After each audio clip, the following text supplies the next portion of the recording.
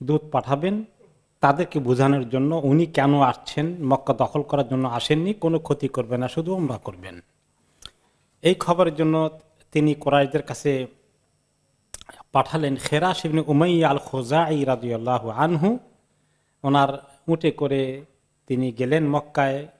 নবী করিম সাল্লাল্লাহু আলাইহি ওয়াসাল্লামের বক্তব্যটা সরাসরি মক্কার লিডারদেরকে পৌঁছানোর জন্য উনি যে উটে করে গিয়েছিলেন, ওনার একটা ভালো উট ছিল, উটটার নাম ছিল আস-সা'লাব। সা'লাবের অর্থ আরবিতে ফক্স, শিয়াল। উটের নাম রাখছেন শিয়াল, মানে এই জন্য যে এটা খুব ক্ষিপ্র গতিতে দ্রুত গতিতে যায়, এই সেন্সে আর কি। তিনি মক্কায় পৌঁছলেন। পৌঁছানোর পরে তাদের সঙ্গে কথাবার্তা বলার চেষ্টা করলেন। তো এদিকে কিছু তাদের মধ্যে আবার চরমপন্থী আছে, তারা টের পেল মুসলমানদের একজন উট নিয়ে আসছে মক্কায় নিরাপত্তার সাথে। তারা ওনাকে অ্যাটাক করে ওনার উটটাকে জবাই করে দিল এবং ওনাকেও তারা কতল করার জন্য উদ্যোগ নিচ্ছে, ওনাকে খুন করে ফেলবে। তো এরই মধ্যে ফামানা আহমুল আহাবিস, যে কোরাইশদের বাইরে কিছু তাদের আশেপাশে মক্কায় যারা নন কোরাইশ গোত্রের লোকগুলো আছে, এই বেচারারা কিছুটা নিউট্রাল, তারা এরকম ভাবে ওনাকে হত্যা করতে দিল না। তারা ওনাকে পাহারা দিয়ে ওনাকে প্রোটেকশন দিলেন। অতঃপর উনি দেখলেন যে না, কাফেরদের কাছে উনি কোনো বক্তব্য পৌঁছাইতেই পারবেন না, তারা এমন যে কোনো কথা শুনতেই রাজি নয়।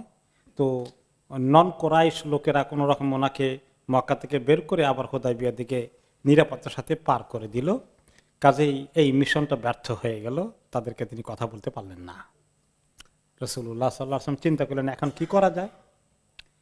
অতঃপর তিনি মনে করলেন যে খুব কোরাইশের মধ্য থেকেই একজনকে বিশিষ্ট নামকরা কাউকে পাঠাতে হবে, যার কথা তারা হয়তো একটু গুরুত্ব দিয়ে শুনতে পারে। কিছু অখ্যাত বা মদিনার কাউকে দিলে তারা পাত্তা দিবে না। কোরাইশদের মধ্য থেকে তিনি বাছাই করলেন ওনার অন্যতম নামকরা সাহাবী ওমর ইবনে খাত্তাব রাদিয়াল্লাহু আনহুকে বললেন যে ওমর, আপনাকে মক্কা যেতে হবে এবং মক্কার লিডারদেরকে কথাগুলো পৌঁছাইতে হবে। আমি কি চাই, আমাদের লোকজন কি জন্য এসেছে তাদেরকে ভালো করে বোঝানো দরকার। ওমর রাদিয়াল্লাহু আনহু তিনি চিন্তা করলেন তিনি গেলে ওনার তো কিছু রোল আগে ছিল, তিনি ইসলাম কবুল করেই প্রকাশ্যে নামাজ পড়েছেন, চ্যালেঞ্জ করেছেন। এখন তারা ওনাকে পাইলেই তো চ্যালেঞ্জের জবাব দিবে, জবাব মানে কি, ওনাকে তো ফিজিক্যালি অ্যাটাক করে দিবে শেষ করে। উনি বুঝতে পারলেন এটা। তো নবী করিম সাল্লাল্লাহু আলাইহি ওয়াসাল্লামকে তিনি পরামর্শ দিলেন, ইয়া রাসূলুল্লাহ, তা আপনি বললে তো আমি যাব, কিন্তু আমার আশঙ্কা হচ্ছে ইন্নী আখাফু কুরাইশান আলা নাফসি ওয়ালাইসা বিমাক্কাতা মিন বানি আদি ইবনে কাব আহাদুন ইয়ামনাউনি ওয়াকাদ আরাফাত কুরাইশুন আদাওয়াতি ইয়াহা ওয়া গিলযাতি আলাইহা। ইয়া রাসূলুল্লাহ, কিন্তু আমার আশঙ্কা হচ্ছে তারা আমাকে অ্যাটাক করে ফেলবে, কোনো কথা বলার সুযোগই দেবে না। আর আপনি জানেন আমি আদি ইবনে কাবের অন্তর্ভুক্ত, ওই কবিলার লোকগুলো তারা আমাকে কেউ প্রতিরক্ষার জন্য কবিলার পক্ষ থেকে কবিলার লোককে যে আত্মরক্ষা করে সেটাও তারা করবে না। এটাও তাদের কাছ থেকে আমি যদি জানি, আর কোরাইশ ভালো করেই জানে আমি ইসলামের ব্যাপারে কেমন শক্ত অবস্থানে ছিলাম, তাদেরকে আমি কিভাবে চ্যালেঞ্জ করেছি এবং আমি কঠোরভাবে এগুলাকে নিয়েছি। আমার মনে হচ্ছে তারা আমাকে কথা বলার সুযোগই দিবে না, এই মিশন যে সাকসেসফুল হবে না আমার মনে হচ্ছে। আমি আপনাকে পরামর্শ দিই আরেকজন যার গায়ে তারা সহজে হাত দিবে না, ওইরকম একজনকে আমি আপনাকে পরামর্শ দিই। কে? ওসমান ইবনে আফফান রাদিয়াল্লাহু আনহু। ওনার একটা আলাদা শান আছে, এমনি উনি মানুষ হিসেবে অত্যন্ত ভদ্র। এই শিরকের জামানায়ও ওসমান রাদিয়াল্লাহু আনহুর ব্যাপারে সবাই জানে অত্যন্ত ভদ্র একটা মানুষ। তার সঙ্গে এত ভদ্র মানুষের সঙ্গে কেউ বেয়াদবি করবে না। ওনার কোনো শক্ত অবস্থান এইভাবে নাই যে তিনি কারো মারমুখ হয়ে কোনো প্রতিবাদ করেন। কিছুটা এই ধরনের লোক, খুবই লাজুক স্বভাবের লোক, কাজে ওনার একটা আলাদা পরিচিতি আছে। নবী করিম সাল্লাল্লাহু আলাইহি ওয়াসাল্লাম ওমর রাদিয়াল্লাহু আনহুর প্রস্তাবে আসলে এগ্রি করলেন যে ঠিকই এটাই রাইট প্রপোজাল হবে। তিনি ওসমান রাদিয়াল্লাহু আনহুকে ডাকলেন, বললেন যে ভালো করে যাও মক্কাতে গিয়ে বুঝাও যে আমি আসলে আদৌ যুদ্ধ করা, মক্কা দখল করার কোনো ফন্দি নিয়ে আসিনি, জাস্ট আল্লাহর ঘরটা জিয়ারত করবো সাহাবীদেরকে নিয়ে, আমরা তাওয়াফ সাই ওমরার কাজটা সেরেই চলে আসবো। ওসমান রাদিয়াল্লাহু আনহু মক্কায় প্রবেশ করতে যখন ঢুকলেন, সেখানেই প্রবেশ মুখেই দেখা হয়ে গেল আবান ইবনু সাঈদ ইবনে আস এর সঙ্গে। তিনি তখনও মুসলিম হননি, তিনি মক্কায় কুরাইশদেরই একজন লোক। তিনি আবান ইবনে সাঈদের সঙ্গে ওনার ওসমান রাদিয়াল্লাহু আনহুর আগে থেকে একটা সখ্যতা, ভালো সম্পর্ক ছিল। আবান ইবনে সাঈদ দেখলেন ওসমান এভাবে ঢুকলে তার লাইফের ব্যাপারে ওনার চিন্তা হয়ে গেল। তিনি বললেন যে এক কাজ করি, আপনার উট রাখেন, আপনি আমার উটে চড়েন, অথবা উনি ওনার উঠে উঠলেন, বলে দুইজনে এক উঠে যাই, আমি সামনে থাকবো, আপনি পিছনে থাকবেন, কেউ অ্যাটাক করতে আসলে আগে তো আমি আসি। তারপরে এভাবে করে ওনাকে উঠালেন পিঠের মধ্যে একই উঠে। এরপরে তিনি বললেন, ডিক্লেয়ার করলেন যে আমি ওসমানকে নিরাপত্তা দিয়েছি। এটা আবার তাদের একটা রেওয়াজ ছিল, কোন এক ব্যক্তি যদি বলে আমি তার কফিল, এই যে সৌদি আরবে কফিল হয় আমি তার জিম্মাদার, তার দায়িত্ব আমার হাতে, এটা ডিক্লেয়ার করে দিলে তখন কেউ তার গায়ে হাত দিবে না। তাকে অ্যাটাক করা মানে এই লোককে অ্যাটাক করা, যে ডিক্লেয়ার করেছে। এইটা কিন্তু আরবদের মধ্যে তারা খুব মানত। আর আবান ইবনে সাঈদ ইবনুল আস তিনি মোটামুটি তাদের মধ্যে একজন সম্মানিত ব্যক্তিত্ব। তো উনি যখন তাকে নিরাপত্তার ডিক্লারেশন দিলেন এবং তিনি শেষ পর্যন্ত সাকসেসফুল হলেন, যে কোরাইদের লিডার আবু সুফিয়ানের সঙ্গে দেখা হলো, এবং আরো যে লিডার যারা ছিল তারা সবাই ওনার কথা শুনলেন, যে তিনি রাসূলুল্লাহ সাল্লাল্লাহু আলাইহি ওয়াসাল্লামের বক্তব্যটাকে পরিপূর্ণভাবে পৌঁছে দিলেন, যে কেন তিনি এসেছেন, ওনার উদ্দেশ্য কি, ভালো করে ব্যাখ্যা করলেন। তো তারা শুনে এখনো কোনো জবাব দেয়নি, তারা পরামর্শ করবে আরো। তো ওসমান রাদিয়াল্লাহু আনহুকে তারা খুবই সম্মানের সাথেই বললেন যে ইনশিতা আন তাতুফা বিল বাইত ফাতুবিহি, তো তুমি যদি সুযোগ নিতে চাও, মক্কায় যখন আসো তাওয়াফ করার চান্স নিতে চাও, চান্স নাও, তোমাকে আমরা অ্যালাউ করলাম।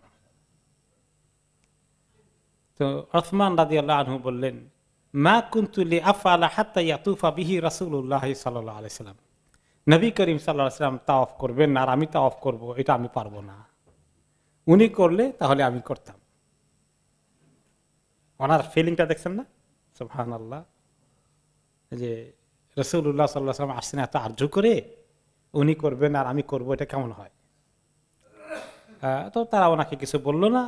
ইতিমধ্যে তারা ওনাকে কোনো খবরও দেয়নি, ক্লিয়ারলি তারা পরামর্শ করতেছে কোনটা করবে, এর কথা কি রাখবে না ওনাদেরকে অ্যাটাক করবে না কি করবে, তাদের এখনো সলা পরামর্শ চলছে।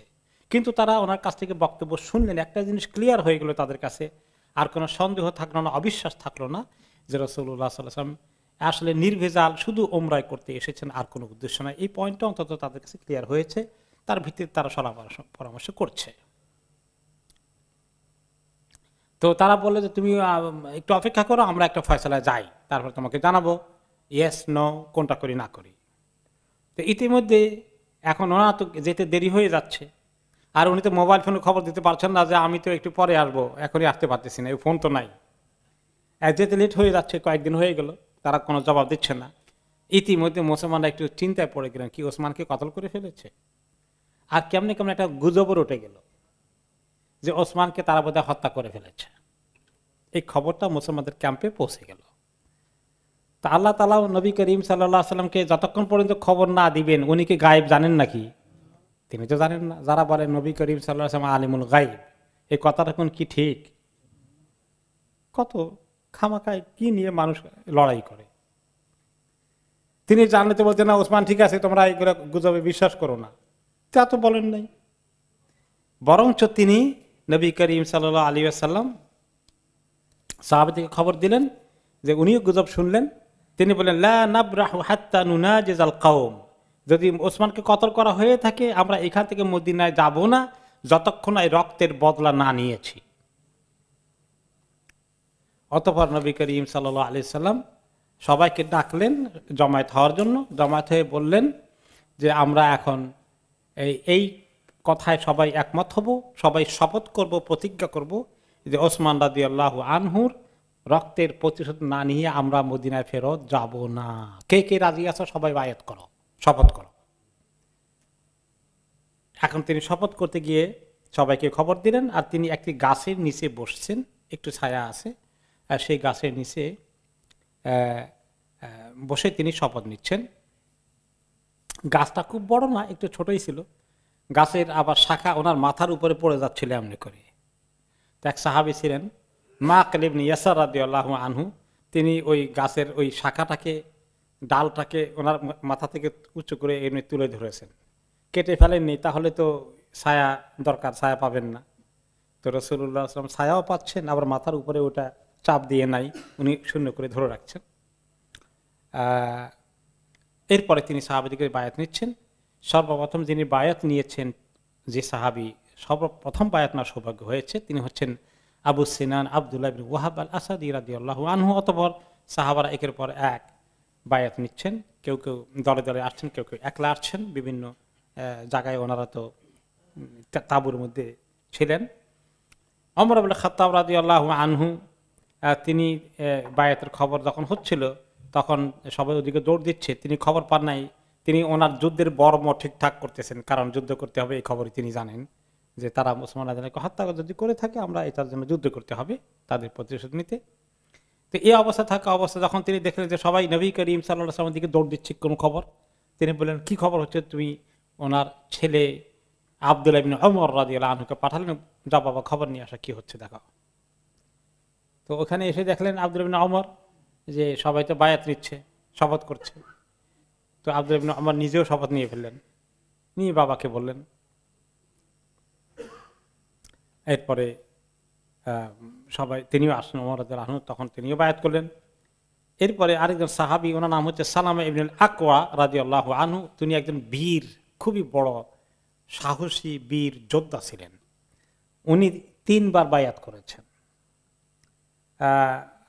তিনি শুরুতেই সবার সঙ্গে বায়াত করলেন, মাঝখানে যারা আসলো তাদের সঙ্গে বায়াত করেছেন, একদম শেষে বায়াত করেছেন।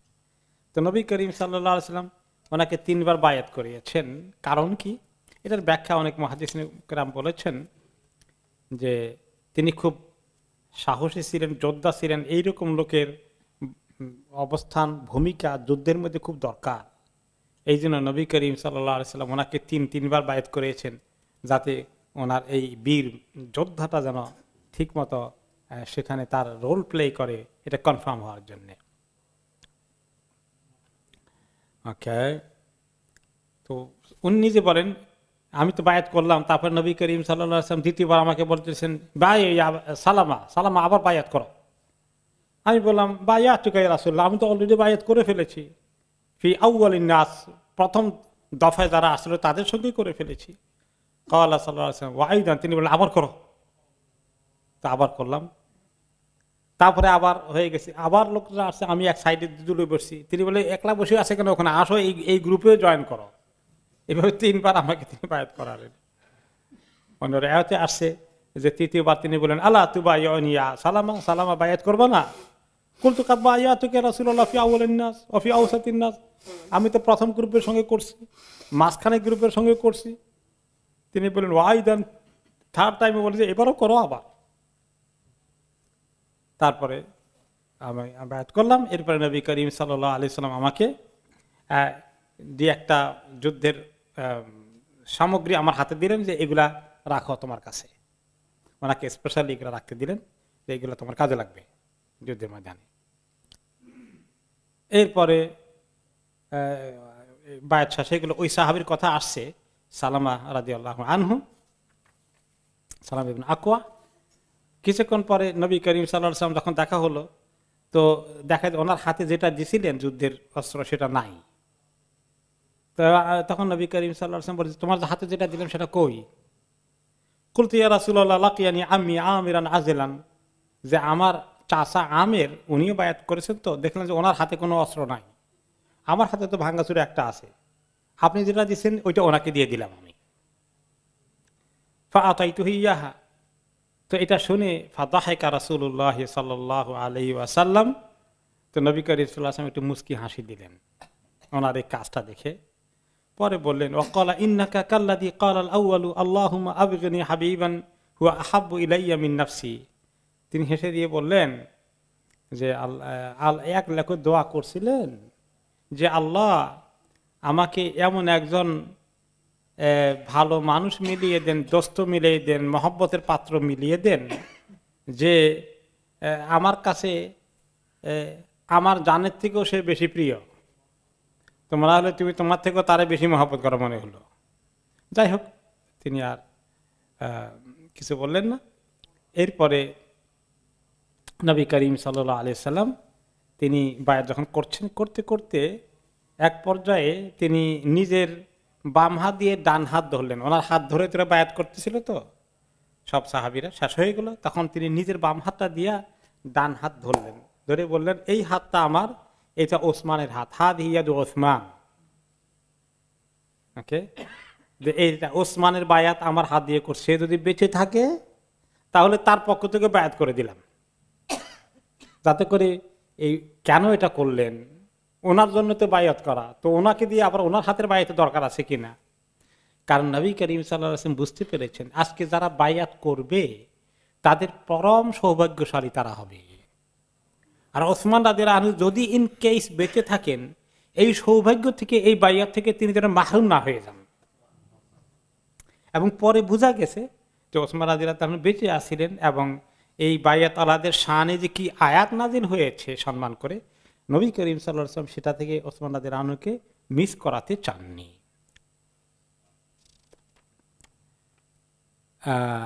এরপরে আসলো তিনি বায়াত করালেন আর বললেন যে ইন্না উসমানা ফি হাজাতিল্লাহি ওয়া হাজাতি রাসূলিহি, যদিও ওসমান মক্কা গিয়েছে আল্লাহ এবং তার রাসূলের দরকারি কাজে, যদি সে বেঁচে থাকে তাকেও আমি বায়াতের সুযোগ দিতে চাই, এই জন্য আমি এই হাত দিয়ে আরেক হাতটা ধরলাম। তারপরে বললেন ফাকানাত ইয়াদু রাসূলিল্লাহি সাল্লাল্লাহু আলাইহি ওয়াসাল্লাম উসমান খায়রান মিন আইদিহিম লিআনফুসিহিম। সাহাবীরা বললেন আরে ওসমান রাদিয়াল্লাহু আনহু ভাগ্য কত ভালো, ওনার হাতে বায়াত করলে যে শরফ হতো তার চেয়ে বেশি শরফ হয়েছে যে নবী করিম সাল্লাল্লাহু আলাইহি ওয়াসাল্লামের হাতে ওনার বায়াত হলো, ওনার হাত দ্বারা বায়াত হলো। কাজেই যে ওসমান রাদিয়াল্লাহু আনহু না থেকেও বায়াত তো হলোই হলো, আর সব সাহাবী থেকে আরো শানদার হয়ে গেল তার বায়াত। বায়াত কিসের জন্য হয়েছে? যে ওসমান রাদিয়াল্লাহু আনহুর খুনের বদলা নিতে গিয়ে আমরা যদি জান দিতে হয় জান দেব, আর শক্ত চ্যালেঞ্জ আসলেও আমরা কেউ পালিয়ে যাব না, পিছনের দিকে যাব না। কারণ ওহদের যুদ্ধে কিছু কিছু সাহাবী পিছনের দিকে চলে গিয়েছিলেন, মনে আছে তো? সেইটা কনফার্ম করার জন্য তিনি এই বায়াত করলেন।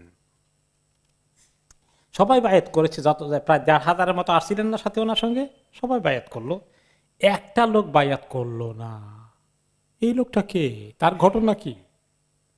সে, তার নাম হলো আল জাদ ইবনে কাইস।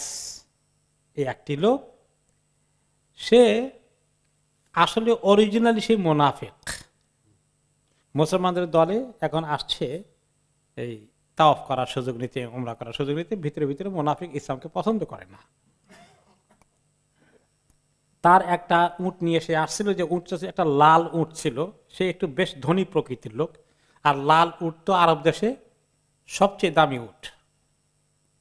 ওইটা নিয়ে সে আসছিল সফরের সাথে।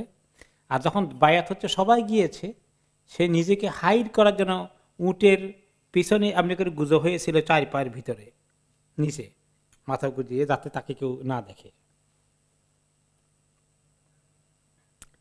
তো নবী করিম সাল্লাল্লাহু আলাইহি ওয়াসাল্লাম বায়াত শেষে বললেন সব সাহাবীকে, কুল্লুকুম মাগফুরুল্লাহু ইল্লা সাহিবাল জামালিল আহমার।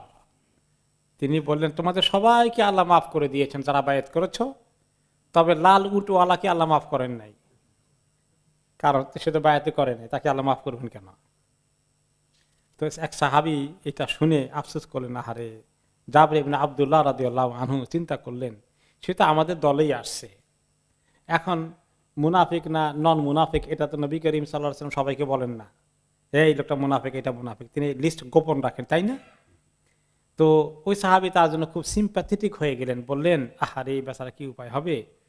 তা আমি তার কাছে দৌড়ে আসলাম এই হাদিস শোনার পরে, যে সবাইকে মাফ করা হয়ে গেছে লাল উট ওয়ালা ছাড়া।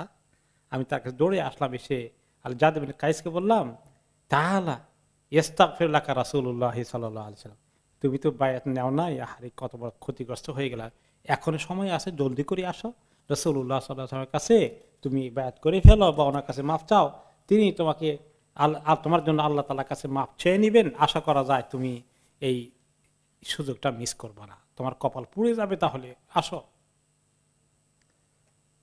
এখন সে কি জবাব দেয় জানেন? লাআন আজিদা দাল্লাতি আহাব্বু ইলাইয়া মিন আন আস্তাগফিরা লি সাহিবুকুম, বলে যে আমার যদি কোনো জিনিস হারিয়ে যায় পকেট থেকে, সেইটা পাওয়া আমার কাছে অনেক বেশি দামি ওই তোমাদের ওই লোকের কাছে গিয়ে বায়াত করার তুলনায়।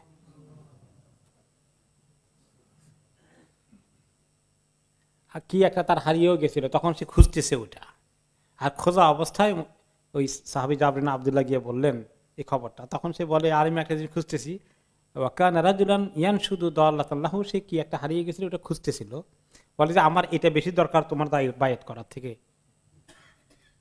কিসমত দেখছেন, আল্লাহ নবী সাল্লাল্লাহু আলাইহি ওয়াসাল্লামের কাছ থেকে এত বড়, ওনাকে সামনে পেয়ে সুযোগ না নেওয়া, এর চেয়ে বদকিসমত কি হতে পারে? তো মুনাফিকদের এমনই দুর্ভাগ্য ছিল, তাই না? এখনো আছে মুসলমানদের মধ্যে এরকম মুনাফিক কিসিমের লোক কি পরিমাণ আছে! আল্লাহু আকবার। ইসলামের মানে কোনো কাজে না লেগে রাত দিন আল্লাহর দুশমনদের সঙ্গে তাদের কি আছে গভীর সম্পর্ক, কিভাবে কোনখান দিয়ে ইসলামের একটু ক্ষতি করা যায়, ইসলামের কাজটা বাড়ানোটাকে কিভাবে ঠেকানো যায়, কোন কাজ করলে ইসলামের ক্ষতি হবে, এই কাজে তারা আছে। ইসলামের কাজে তাদের খুব কষ্ট হয়ে যায়, ইসলামের উন্নতি দেখলে তাদের ভালো লাগে না। তাই এরকম লোক সব জমানায় ছিল। যদি রাসূলুল্লাহ সাল্লাল্লাহু আলাইহি ওয়াসাল্লাম জমানায় থাকতে পারে, তাহলে আমাদের জমানায় থাকলে কি আশ্চর্যের কথা! এটা কিসমত। কিসমত কার কিসমতে আল্লাহ ইসলামের মায়ের মহব্বত দিয়েছেন, কার কিসমতে আল্লাহ ইসলামের দুশমনে দিয়েছেন। সুবহানাল্লাহ। আরেকটি হাদিসে তিনি বলেছিলেন, লা ইয়াদখুলান্নাল জান্নাতা মান বায়া তাহতা শাজারাতি ইল্লা সাহিবাল জামালিল আহমার। যত লোক এই গাছটির নিচে বসে বায়াত করেছিল, তারা সবাই জান্নাতে প্রবেশ করবে ওই লাল উটওয়ালার মালিকটা ছাড়া। আর এই লোকটার হাকিকত কি? আল জাদ ইবনে কাইস, সে বনি সালামা গোত্রের, যে মদিনার অন্যতম একটা গোত্র ছিল বনি সালামা। তারা শহরের মূল জায়গায় ছিল না, একটুখানি দূরে ছিল আর কি, শহরতলি বলতে পারেন, পার্শ্ববর্তী। তাদের এক ধরনের লিডারশিপ তার কাছেই ছিল। সেই নবী করিম সাল্লাল্লাহু আলাইহি ওয়াসাল্লাম মদিনা আসার সময়, ওই সময় সে তাদের লিডার, ওই কবিলার লিডার। এখন লিডার হওয়ার পরে তখন ওরা তখন ইসলাম কবুল করে ফেললো, এই কবিলার সবাই নবী করিম সাল্লাল্লাহু আলাইহি ওয়াসাল্লাম আসার পরে বনি সালামার লোকেরা প্রায় সবাই ইসলাম কবুল করে ফেললো। নবী করিম সাল্লাল্লাহু আলাইহি ওয়াসাল্লাম তখন তাদেরকে জিজ্ঞেস করলেন, মান সাইয়্যিদুকুম ইয়া বনি সালামা, বনি সালামা তোমাদের কবিলার হেড কে, লিডার কে? কুলনা জাদ ইবনে কাইস, বলে আমাদের লিডার হচ্ছে জাদ ইবনে কাইস। আলা আন্না নুবাখিল, তো লিডার হইলে কি হবে? এক বড় বখিল কিসিমের লোক। তো কোন কোন রেওয়ায়েতে আসছে, তিনি জিজ্ঞেস করলেন বিমা সাওয়াতুমুহু, তো কি কারণে তোমরা তাকে লিডার বানিয়েছিল, কি কোয়ালিটি দেখে? তো ওনারা জবাব দিলেন যে বিআন্নাহু আকসারুনা মালান ওয়া ইন্না আলা যালিকা লানানজুহু ইলা বিল বুখল, যে আমরা তো তাকে লিডার বানিয়েছিলাম, আমাদের মধ্যে সবচেয়ে ধনী ব্যক্তি সেই লোকটি। তার লোকেরা ধনী ব্যক্তি লিডার হওয়া পছন্দ করত। কি কারণে জানেন? যখন অভাব অনটন থাকবে, ফাইন্যান্সিয়াল হেল্প লাগবে, তখন লিডার কিন্তু এই হেল্পটা করবে। এই জন্য আরবের লিডারদের একটা গুণ ছিল, তারা সবাই কিন্তু সাখী হতো, দানশীল হতো, খরচ করতো অন্যদের জন্য। এটা ছিল অন্যতম কোয়ালিটি লিডার হওয়ার। তো তিনি বললেন যে এই তো বখিল হলে তোমরা তাকে লিডার বানিয়েছে কেন? ওয়া আইয়ুদা ইন আদওয়া মিনাল বুখল লাইসা যালিকা সাইয়্যিদুকুম, এটা বখিলের চেয়ে আর খারাপ রোগ কোনটা আছে? এটা তোমাদের লিডার হতে পারে না। তো তখন লোকেরা বলেন ফামান সাইয়্যিদুনা ইয়া রাসূলুল্লাহ, তাহলে আমাদের লিডার কে হবে? আপনার প্রস্তাব কি? তিনি বললেন সাইয়্যিদুকুম বিশর ইবনুল বারা ইবনে মারুর এই লোকটি তোমাদের লিডার হওয়ার উপযুক্ত। আবার কোন কোন রেওয়ায়েতে আসছে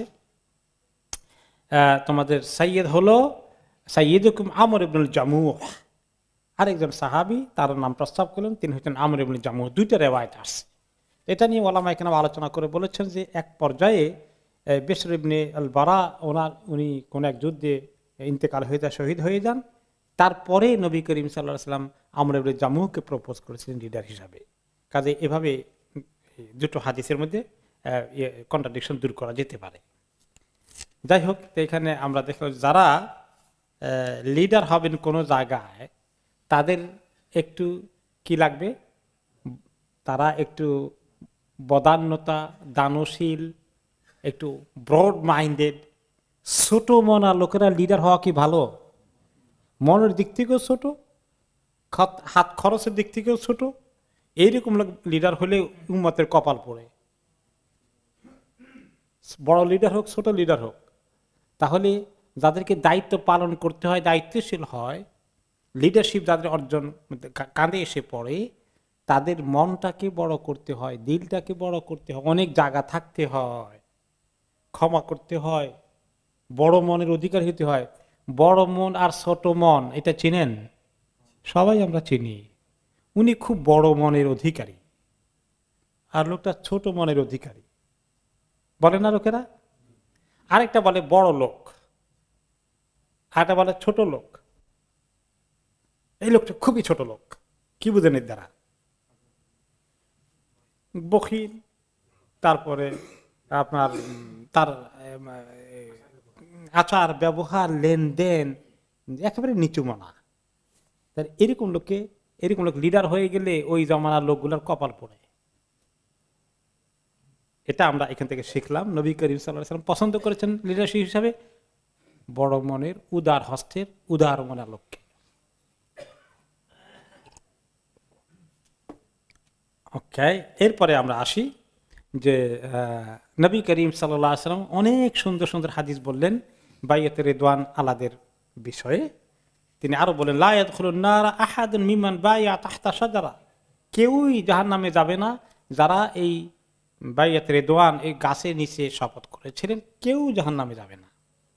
তারপরে তিনি বায়াত শেষ করে আরেকটি হাদিসে বলেছেন, আনতুম খায়রু আহলিল আরদ, এই জমিনের মধ্যে যত মানুষ আছে তোমরা তাদের মধ্যে সর্বশ্রেষ্ঠ মানুষ। তার মানে সাহাবীরা আরো কিছু মক্কায় ছিলেন যারা মাজলুম হিসাবে হিজরত করতে পারেননি। মদিনায় কিছু সাহাবী রয়ে গেছিলেন যারা ওনার সঙ্গে এই 1500 সাহাবীর কাতারে ঢুকেননি। কিছু মদিনার বাইরেও কিছু কবিরার মধ্যে কিছু মুসলিম ছিলেন, তারাও আসেননি। সবার তুলনায় ওই সময় এই বাইয়াতে রিদওয়ান যারা করেছিলেন তাদের শানটা ছিল সবার ঊর্ধ্বে আল্লাহ তাআলার কাছে। আরেকটি হাদিসে এসেছে যে জাবের রাদিয়াল্লাহু তাআলা আনহু বলেন, আন্না আবদান লিহাতিব ইবনে আবি বালতাআ জাআ রাসূলুল্লাহ সাল্লাল্লাহু আলাইহি ওয়াসাল্লাম ইয়াশকু হাতিবান। কোন অন্য এক সময়, বাইয়াতে রিদওয়ানের সময় না, অন্য এক সময় এক কৃতদাস আসলো তার মালিক তার মনিবের ব্যাপারে একটু কমপ্লেন করতে, যে আমার প্রতি খুব দুর্ব্যবহার করে। মনিবটা হলো হাতিব ইবনে আবি বালতাআ, এক সাহাবী, বদরের যুদ্ধে তার ঘটনা আছে আপনারা জানেন। তো ওনার ব্যাপারে কমপ্লেন করলেন, ইয়াশকু হাতিবান, খুব মানে বললেন ওনার ব্যাপারে একটু যে এই লোকটা মোটেই ভালো না, আল্লাহ তাআলা তাকে ভালো কিছু ডিল করবেন না, আমার এত কষ্ট দেয়। তো নবী করিম সাল্লাল্লাহু আলাইহি ওয়াসাল্লাম বললেন, শেষে লোকটা বললো সেই কমপ্লেন করতে করতে, লা ইয়াদখুলান্না হাতিবুন নার, হাতিবের কপালে জাহান্নাম ছাড়া বোধহয় কিছু নাই। ওই কৃতদাস বলতেছে, সে অতিষ্ঠ হয়ে গেছে আর কি, কোনো কারণে তার ব্যবহারে যাই হোক। তখন নবী করিম সাল্লাল্লাহু আলাইহি ওয়াসাল্লাম মন্তব্য করলেন, কাযাবতা লা ইয়াদখুলুহা ফাইন্নাহু শাহিদা বাদরান ওয়াল হুদাইবিয়া, তোমার কথা ঠিক নয়, সে জাহান্নামে প্রবেশ করবে না, কারণ হাতিব বদরের যুদ্ধে অংশগ্রহণ করেছে, বাইয়াতে রিদওয়ানেও অংশগ্রহণ করেছে, কাজে তার জাহান্নামের আগুন থেকে নিরাপত্তা নিশ্চিত হয়ে গেছে। এরপরে হাফসা রাদিয়াল্লাহু তাআলা আনহা ঘরে আসছিলেন নবী করিম সাল্লাল্লাহু আলাইহি ওয়াসাল্লাম। ওখানে এসে ওকে তিনি বললেন লা ইয়াদখুলুন নারা ইনশা আল্লাহ মিন আসহাবি শাজারাতি আহাদুন আল্লাযিনা বায়াউ তাহতাহা। সেখানে তিনি পরে বলছিলেন অনেক পরে যে যারা বাইয়াতে রিদওয়ানে গাছের নিচে শপথ করেছিল আল্লাহ চাইলে তারা কেউই জাহান্নামে যাবে না।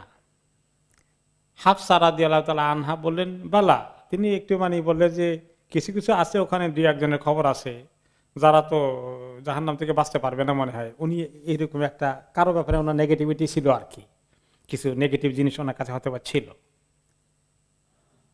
এরকম একটা নেগেটিভ কমেন্ট করলেন।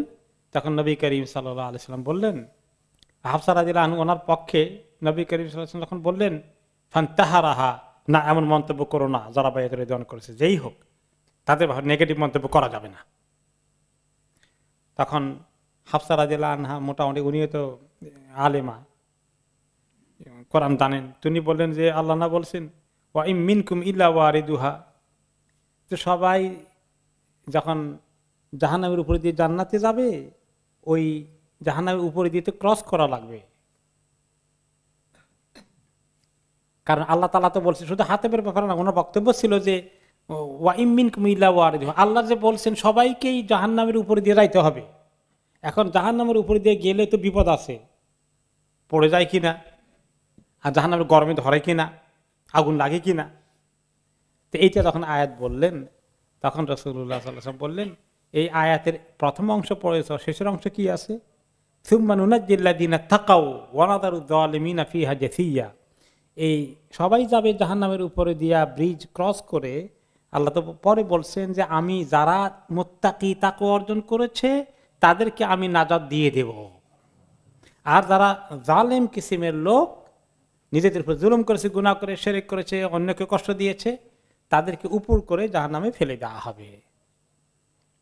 তো এতে বোঝা গেল যে হাফসা রাদিয়াল্লাহু আনহা তাদের ব্যাপারে কিছু নেগেটিভিটি থাকলেও এটা দূর হয়ে গেছে। অতঃপর নবী করিম সাল্লাল্লাহু আলাইহি সাল্লাম ওনাদেরকে বললেন লা তুকিদু নারান বেলাইলিন। হুদায়বিয়ার সময় ওনারা যখন ছিলেন এখানে সাহাবীদেরকে বলছিলেন রাতের বেলা কেউ আগুন জ্বালিও না, কারণ আগুন জ্বালালে কাফের সম্প্রদায়ের লোকেরা টের পাবে যে কোথায় অবস্থান নেওয়া আছে, তাহলে তারা আমাদেরকে অ্যাটাক করবে। তারপরে কিছু পরে আবার একদিন পরে তিনি বলেন আউকিদু ওয়াস্তানিউ ফাইন্নাহু লা ইদরিকু কওমুন বা'দাকুম সাআকুম ওয়ালা মুদ্দাকুম। তারপরে তিনি বললেন যে না, এখন এবার আগুন জ্বালাও, আর তোমাদের খাওয়া দাওয়ার কিছু পাক করতে হলো করো, অসুবিধা নাই, তা তোমাদের কে কোনো তারা ধরতে পারবে না ইনশাআল্লাহ, এটা তিনি মোটামুটি বলে দিলেন। আল্লাহ তাআলা এই বাইয়াতে রিদওয়ানের লোকদের উপরে এত সন্তুষ্ট হলেন, তিনি কোরআনে আয়াত নাযিল করলেন সূরা ফাতহির 18 নম্বর আয়াতে, বা'দা আউযু বিল্লাহি মিনাশ শাইতানির রাজীম, লাকাদ রাদিয়াল্লাহু আনিল মুমিনিনা ইয ইউবাইউনাকা তাহতাশ শাজারাতি ফাআলিমা মা ফি কুলুবিহিম ফাআনজালাস সাকিনাতা আলাইহিম ওয়া আসাবাহুম ফাতহান করিবা। নিশ্চয়ই আল্লাহ তাআলা রাজি হয়ে গেলেন, খুশি হয়ে গেলেন মুমিনদের উপরে যখন তারা আপনার হাতে আপনার সঙ্গে বায়াত করছিল গাছের নিচে। আল্লাহ জানতে পেরেছেন তাদের অন্তরে কি আছে, কত ইখলাসের সাথে তারা এই বায়াত করেছিল, না নিজেদের জানকে প্রয়োজন বুঝে আল্লাহ রাস্তায় তারা কোরবান করে দিবে, এটা আল্লাহ জানতে পেরেছেন তাদের ইখলাসকে। ফাআনজালাস সাকিনাতা আলাইহিম, আল্লাহ তাআলা তাদের উপরে শান্তি নাজিল করে দিলেন, ভয় থাকলো না, কারণ তারা তো যুদ্ধ করতে অনেক অস্ত্রশস্ত্র আনেনি, শুধুমাত্র নিজের আত্মরক্ষার কিছু সাথে এনেছিল। এই ভয়ের কথা যদি যুদ্ধ লেগে যায়, কিন্তু আল্লাহ তাআলা তাদেরকে সাকিনা দান করেছেন, অন্তর থেকে ভয় চলে গিয়েছিল, তাদের অন্তরে পিস ছিল, শান্তি ছিল। ওয়া আসাবাহুম ফাতহান করিবা, আর আল্লাহ তাআলা তাদেরকে খুব কাছাকাছি বিজয় কনফার্ম করে দিয়েছেন। ফাতহুন মানে বিজয়, এখনো মক্কা বিজয়ের কোনো খবরই আসে নাই, কিন্তু আল্লাহ তাআলা ইঙ্গিত দিয়ে দিয়েছেন কিছুদিন পরেই মক্কা বিজয় হয়ে যাবে, যুদ্ধও লাগবে না, এখানে ইঙ্গিত রয়েছে। সাহাবায়ে কেরাম অবশ্য এত ক্লিয়ারলি বুঝেননি যে বিনা যুদ্ধে কেমনি হবে।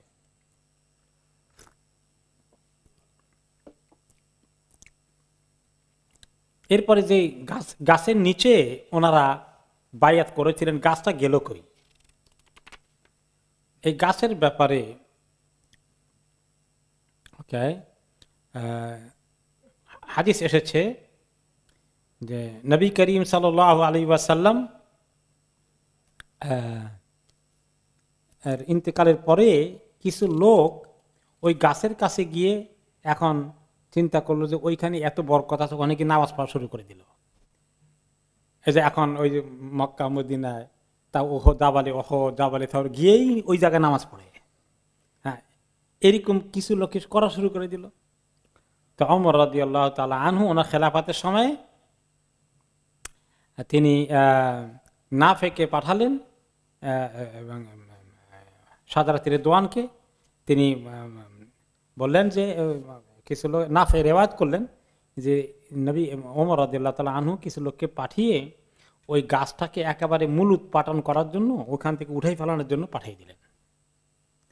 কারণ হলো যে এই গাছ যদি থাকতো আজকে মক্কা মদিনায় হজে গেলে কি করত, ওইখানে গিয়ে 2 রাকাত নামাজ না পড়ে একটা ফেরত আসতো না।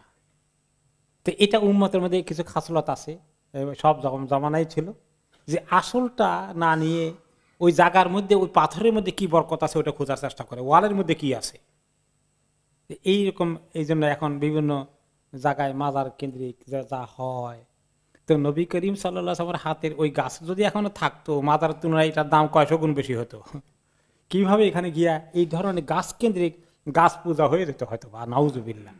এখনো দেখবেন, আমি সাইপ্রাসে গিয়েছিলাম বলছিলাম বোধহয়, যে সেখানে এক সাহাবিয়ার কবর আছে।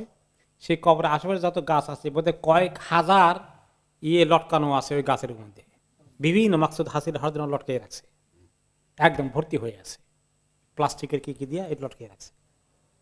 তো এই যে কিভাবে উম্মতের মধ্যে শিরক যায়, আর এই শিরকের ব্যাপারে শক্ত অবস্থান, শিরক করার আগেই এটার মূল উৎপাদন করে ফেললেন কে? ওমর রাদিয়াল্লাহু আনহু। তাহলে শিরকের ব্যাপারে কোনো কম্প্রোমাইজ করা যায়? এটার নাম এক্সট্রিমিজম না, এটাই হক। আর কেউ আছে যে শিরক বেদাত দুইটার মাঝখানে থাকেন, এত বেশি মানে কি বলে যে সিরিয়াস হওয়া দরকার নাই, তা হবে না, সিরিয়াস হওয়া লাগবে, এ ব্যাপারে কোনো কম্প্রোমাইজ নাই। এখন এদিকে বায়াত হয়ে গেল, আর বায়াতের পরেই বেশি সময় না, অল্প সময় পরেই ওসমান রাদিয়াল্লাহু আনহু ফেরত চলে আসলেন নিরাপত্তার সাথে। কারণ মক্কা লোকদের খবর হয়ে গেছে, বায়াতের খবর হয়ে গেছে তাদের, যে যদি ওমরকে ওসমান রাদিয়াল্লাহু আনহুকে না পাঠানো হয় তাহলে খবর আছে, খামাখা একটা রক্তপাত হয়ে যাবে। ওকে, তারা ভয় পেয়ে গেল এবং তারা চিন্তা করলো যে কিভাবে আমরা এখন তাদের সঙ্গে একটা সম্মানজনক চুক্তি করতে পারি, যে মুহাম্মদ সাল্লাল্লাহু আলাইহি ওয়াসাল্লাম যে প্রস্তাব পাঠিয়েছে এই চুক্তিটা আমাদের পক্ষে কিভাবে যায়, এইভাবে আমরা এখন এটাকে চিন্তা করে চুক্তি করারই চেষ্টা করি। কিন্তু সবাই রাজি হয় না, কেউ কেউ না কোনো কথা নাই, যুদ্ধ করে এদেরকে এখানে শেষ করে দাও। তো এখন কিছু আবার তাদের মধ্যে অতি উৎসাহী 80 জন, তারা লিডারদেরকে বাদ দিয়ে নিজেরা আসলো, রাতের অন্ধকারে তারা অ্যাটাক করে মুসলমানরা যখন ঘুমাবে তখন শেষ করে দিবে। 80 জন আসলো মুসলমানদের এই ক্যাম্পে গোপনে গোপনে দূরে থেকে, রাত হওয়ার অপেক্ষায় আছে। রাত হয়ে গেলে তারা আক্রমণ করার জন্য এগিয়ে আসছে। আর ওই সময় তারা যখন কাছাকাছি আসলো তখন ওখানে নবী করিম সাল্লাল্লাহু আলাইহি ওয়াসাল্লাম অলরেডি মুহাম্মদ ইবনে মাসলামা রাদিয়াল্লাহু আনহুকে দায়িত্ব দিয়েছিলেন, উনি সতর্ক আছেন, সিকিউরিটির দায়িত্ব দিয়েছিলেন যে কখন রাতে তারা অ্যাটাক করে ফেলতে পারে। তো উনি মাশাআল্লাহ ওনার সঙ্গে যে বাহিনী ছিল তাদেরকে নিয়ে সবগুলোকে অ্যারেস্ট করে ফেলেছেন, ঘেরাও করে একদম ধরে নিয়ে আসলেন সকালবেলা। ওকে, নবী করিম সাল্লাল্লাহু আলাইহি ওয়াসাল্লামের সঙ্গে হাজির করে দিলেন। নবী করিম সাল্লাল্লাহু আলাইহি ওয়াসাল্লাম তাদেরকে বললেন, হাল জিতুম ফি আহদি আহাদিন আও হাল জাআলা লাকুম আহাদুন আমানান, তোমরা যেখানে আসছিলে আমাদের কেউ তোমাদেরকে কি নিরাপত্তার চুক্তি করেছিল, যেটা আরব দেশে করে থাকে, যে তাদের নিরাপত্তার দায়িত্ব আমি নিছি? বলে না, কেউ দেয়নি। কেউ তোমাদেরকে নিরাপত্তা দেয়নি? বলে না, দেয়নি। তারপরে নবী করিম সাল্লাল্লাহু আলাইহি ওয়াসাল্লাম বললেন যে না, সাহাবীদেরকে থামালেন, তাদেরকে ফেরত দিয়ে দাও, নিরাপত্তার সাথে তারা চলে যাক। কারণ তিনি আসলে এখানে এদেরকে হত্যা করে বা মদিনায় ধরে নিয়ে গিয়ে দুশ্মনী আর বাড়াতে চান না। তিনি যে আসল মেসেজ যে আমি আসছি ওমরা করতে, অন্য কোনো উদ্দেশ্য না, এটা প্রমাণ করতে চাইলেন। সবাইকে তিনি ছেড়ে দিলেন, দাও তোমরা চলে যাও। কারো ক্ষতি করলেন না। তারপরে আর যুদ্ধ হলো না। পরে এটা খুব পজিটিভ অ্যাকশন হয়েছে, যার ফলে কাফেরেরা সন্ধি চুক্তি করতে বাধ্য হয়ে গেছে, নৈতিকভাবে তাদের আর কোনো আপত্তি থাকলো না। এই বিষয়ে আল্লাহ তাআলা এটাকে সমর্থন করে নবী করিম সাল্লাল্লাহু আলাইহি ওয়াসাল্লামের এই কাজটাকে আল্লাহ পছন্দ করলেন এবং পরে আল্লাহ এটাকে কোরআনের আয়াত নাযিল করলেন সূরা আল ফাতহের 24 নম্বর আয়াতে, وهو الذي كف أيديهم عنكم وأيديكم عنهم ببطن مكة من بعد أن أظفركم عليهم وكان الله بما تعملون بصيرا। তিনি হচ্ছেন সে আল্লাহ, সে সত্তা যিনি তাদের হাতকে তোমাদের থেকে থামিয়ে দিয়েছেন আর তোমাদের হাতকেও তাদের হাত থেকে থামিয়ে দিয়েছেন, যে কেউ কারো উপরে চড়াও হওনি, অ্যাটাক করনি। এই পরিবেশ থেকে আল্লাহ তোমাদেরকে হেফাজত করলেন। যখন এমনকি তাদের একটি গ্রুপকে যখন তোমরা ধরে নিয়ে আসলে, তখনও আল্লাহ তাআলা তাদেরকে নিরাপত্তা দিলেন, তোমাদের হাতে তাদের রক্ত প্রবাহিত হলো না। তোমরা যা কিছু করছিলে আল্লাহ সবই জানেন। আল্লাহর তো প্ল্যান আছেই, তোমাদের হাতে মক্কা বিনা রক্তপাতেই আসবে। সেই জন্যই আল্লাহ তাআলা নবী করিম সাল্লাল্লাহু আলাইহি ওয়াসাল্লামকে এরকম সিদ্ধান্ত নেওয়ার জন্যই তিনি ওনাকে সেই তৌফিক দিয়েছেন। এরপরে এখন কোরাইশ যখন দেখলো যে এখন সন্ধি করা ছাড়া উপায় নাই, তখন তারা পাঠালো সোহাইল ইবনে আমর নামে এক লোককে, তার সঙ্গে আরেকজন ছিলেন হুয়াইতিব ইবনে আব্দুল উজ্জা আর মেকরাজ ইবনে হাফস, 3 জন। তো সোহাইল তাদের লিডার। এই 3 জনের প্রতিনিধি দল আসলো সন্ধি চুক্তির বিষয়গুলো ঠিক করতে, আলোচনা করতে এবং চুক্তি কনফার্ম করতে। তারা এসে বলল তে মুহাম্মাদান ফাসালিহু, তারা বলে দিল যাও মুহাম্মাদের কাছে তোমরা 3 জন, তার সঙ্গে একটা সন্ধি চুক্তি করে আসো। তবে সন্ধি চুক্তির মধ্যে তোমরা নিশ্চিত করবা যে এই বছর কিছুতেই যেন সে উমরা করতে না আসে, আমরা তাকে উমরা করতে দেব না, প্রয়োজন বোধে আগামী বছর করতে দেব। কারণ এই বছর যদি তাকে অ্যালাউ করি তাহলে সারা আরবের লোকেরা বলবে যে কোরাইশদের শক্তি সামর্থ্যে বিদায় নিয়ে গেছে, তারা মুহাম্মাদের প্রেসারের কারণে বাধ্য হয়েছে তাকে মক্কা আসার জন্য অ্যালাউ করতে। কাজে আমরা এইটা আমাদের অত্যন্ত অপমানজনক অবস্থান নিয়ে আসবে, এটা আমরা অ্যাকসেপ্ট করব না। তো সোহাইল যখন আসলো নবী করিম সাল্লাল্লাহু আলাইহি ওয়াসাল্লাম দেখতে পেলেন, তার নাম সোহাইল, তিনি তাকে চিনেন। তার নামের দিকে ইঙ্গিত করে তিনি বললেন কাদ সাহুলা লাকুম আমরাকুম আরাদাল কাউমুস সুলহা হিনা বাআসু হাদার রাজুল। তিনি বললেন যে তোমাদের ব্যাপারটা সহজ হয়ে গেছে। সাহুলা মানে সাহাল মানে সহজ হওয়া, আর তার নাম হলো সোহাইল, যার ভিতরে ইজিনেস আছে। নামের সঙ্গে মানুষের কামের সম্পর্ক থাকে, নামের প্রভাব মানুষের মধ্যে থাকে। তিনি বলেন যে সোহাইল যখন আসছে তার নামের মধ্যে সহজতা আছে, তাহলে আশা করা যায় তোমাদের সঙ্গে চুক্তি ইজি হয়ে যাবে। তিনি সুসংবাদ দিলেন সাহাবীদেরকে। এই জন্য নাম রাখার ক্ষেত্রে যাতে নামের মধ্যে বরকত থাকে, পজিটিভ মিনিং থাকে, এইরকম রাখা দরকার, তাই না? নামের ক্ষেত্রে আমরা এই যে কি নামের অর্থটা ভালো, পজিটিভ, এটা এই জাতীয় জিনিস হওয়া দরকার। যাই হোক, যখন সোহাইল আসলেন তিনি নবী করিম সাল্লাল্লাহু আলাইহি ওয়াসাল্লামের সাথে সামনাসামনি হয়ে বসলেন। অনেকক্ষণ লম্বা চড়া নেগোসিয়েশন হচ্ছে, আলাপ আলোচনা হচ্ছে, এখনো সিদ্ধান্তে আসছে না। তারপরে শেষ পর্যন্ত নবী করিম সাল্লাল্লাহু আলাইহি ওয়াসাল্লাম বললেন আচ্ছা যাই হোক, একটা কাজ অন্তত করো, কোনো রকম আমাদেরকে উমরা করার সুযোগ দাও। তুখাল্লু বাইনানা ওয়া বাইনাল বাইতি ফানাতু হাবি, আমরা খালি তাওয়াফটা করে আসি, আমাদের খালি আর থাকার দরকার নাই 1 ঘন্টাও, উমরাটা করেই চলে আসি, এই দূর খালি অ্যালাউ করো। সোহাইল একই কথা বললো যে না, সারা আরব দেশের লোকেরা বলবে মুহাম্মদকে অ্যালাউ করতে বাধ্য হয়েছ, থামাইতে পারোনি, তোমাদের তাগুত নাই, এইরকম কথা বলবে, আমরা পারবো না। শেষ পর্যন্ত নবী করিম সাল্লাল্লাহু আলাইহি ওয়াসাল্লাম তারা বলে এতটুকু আপনাকে সিকিউরিটি দিচ্ছি যে আগামী বছর আমরা অ্যালাউ করব, এই কথা চুক্তির মধ্যে লেখা হয়ে যাবে। কাজেই নবী করিম সাল্লাল্লাহু আলাইহি ওয়াসাল্লাম এগ্রি করলেন। তিনি ডাকলেন আলী রাদিয়াল্লাহু আনহুকে, আসো ওনার পক্ষ থেকে চুক্তি লেখার জন্য। তিনি ভালো লেখাপড়া জানতেন। তারপরে শর্ত সাপেক্ষে ঠিক হয়ে গেছে, এগ্রি করেছেন, এখন লিখতে হবে। তো লিখতে গিয়ে তিনি লিখলেন, নবী করিম সাল্লাল্লাহু আলাইহি ওয়াসাল্লাম বললেন উকতুব বিসমিল্লাহির রহমানির রহিম, আলী লেখা শুরু করো বিসমিল্লাহ দিয়ে, বিসমিল্লাহির রহমানির রহিম।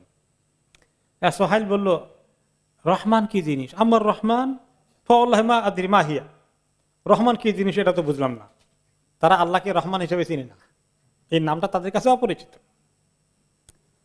তো নবী করিম সাল্লাল্লাহু আলাইহি ওয়াসাল্লাম বরং সে বললো এটা বাদ দিয়ে এটা বলেন বিসমিকা আল্লাহুম্মা, আল্লাহ আপনার নামে লিখলাম, এইটা লেখেন। আরবরা এটা ব্যবহার করত, রহমান তারা চিনবে না, আল্লাহকে চিনে।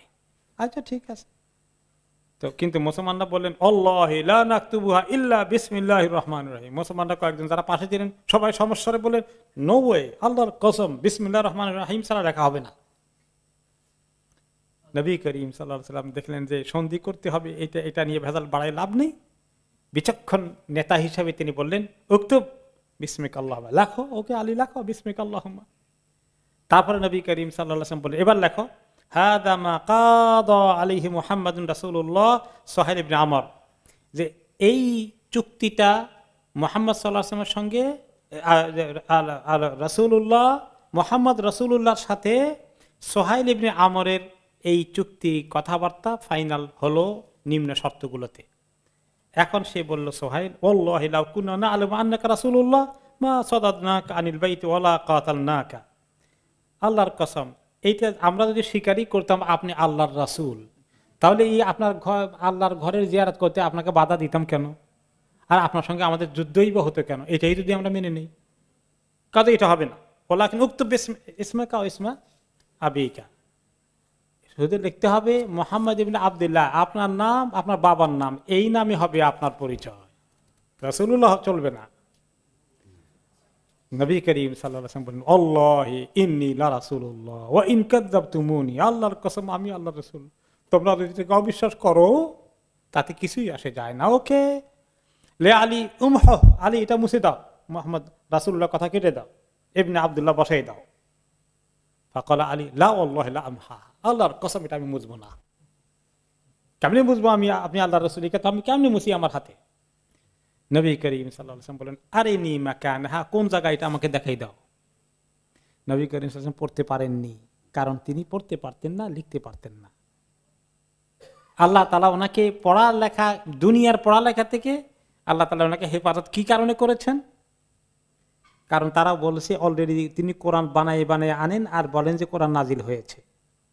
যদি যে লোক পড়তে পারেন লিখতে পারেন সে কোরআন বানায় কেমনে, এইটা সাব্যস্ত করার জন্য আল্লাহ তাআলা ওনাকে দুনিয়ার পাঠশালা থেকে হেফাজত করেছেন, কিন্তু আল্লাহর পাঠশালায় আল্লাহ ওনাকে সমস্ত জ্ঞান দিয়ে, ওহীর জ্ঞান দিয়ে ধন্য করে দিয়েছেন। তো দেখাই কোথায়, দেখাই দাও, দেখাই দিল, উনি নিজের হাতে সেটাকে কেটে দিলেন। আলী রাদিয়াল্লাহু আনহুর কষ্ট হচ্ছে এই কাজটা করতে, এইভাবে ওনার খুবই কষ্ট পাচ্ছেন। তো রাসূলুল্লাহ সাল্লাল্লাহু আলাইহি ওয়াসাল্লাম ওনাকে বললেন আলী তোমার কষ্ট হচ্ছে, আমা ইন্না লাকা মিসলাহা সাতাতিহা ওয়া আনতা মুত্তার, আলী এটা লিখতে কষ্ট হচ্ছে, তোমার জীবনে একদিন ঘটবে এরকম একটা চুক্তি তুমি করবা যেটা তুমি করতে মনে চায় না, কিন্তু তোমাকে বাধ্য হয়ে করতে হচ্ছে, তুমি একদিন ফেস করবা। আমিও শখ করে করতেছি না, এটা বাধ্য হয়ে করছি, বড় একটা উদ্দেশ্য হাসিলের জন্য। এটা হচ্ছে যে আলী রাদিয়াল্লাহু আনহুর সঙ্গে যখন যুদ্ধ হচ্ছিল মুআবিয়ার পক্ষ থেকে সিফিনের ময়দানে, মনে আছে তো, এই সিফিনের যুদ্ধ শুরু হয়ে গেল, পরে যুদ্ধ থামার জন্য প্রস্তাব আসলো, 3 জনের পক্ষ থেকে 3 জনের সালিসি বোর্ড করা হয়েছিল, মনে আছে তো, ওকে হাকামাইন, 2 জন। আলী রাদিয়াল্লাহু আনহু ক্যাম্প থেকে কে ছিলেন, আবু মুসা আল আশআরী রাদিয়াল্লাহু আনহু, আর মুআবিয়া রাদিয়াল্লাহু আনহু পক্ষ থেকে আমর ইবনে আস রাদিয়াল্লাহু আনহুমা, 2 জনে মিলে যুদ্ধ করেছিলেন, যুদ্ধ থামানোর জন্য আলাপ আলোচনা করছিলেন। এটা আলী রাদিয়াল্লাহু আনহু চাচ্ছিলেন না, কারণ তিনি হলেন বৈধ লিডার, আর আরেক গ্রুপ এসেছেন মুআবিয়া রাদিয়াল্লাহু আনহুর নেতৃত্বে ওনার সঙ্গে যুদ্ধ করতে, এটা অবৈধ ওনার দৃষ্টিতে। কাজে তাদের সঙ্গে কিসের নেগোসিয়েশন, কিন্তু ওনার পক্ষে যারা ছিল তাদের অনেকে চাপ দিল ওনাকে, যার ফলে তিনি দেখলেন নিজের লোকই হারাবেন, পরে তিনি বাধ্য হয়েছেন এই নেগোসিয়েশনে আসতে। ওইটা ভবিষ্যৎবাণীর ইঙ্গিত করেছিলেন কে, রাসূলুল্লাহ সাল্লাল্লাহু আলাইহি ওয়াসাল্লাম। আলী তোমার জীবনে একদিন ঘটবে, মনে চায় না, কিন্তু এমন কাজও তোমাকে করতে হবে। যাই হোক,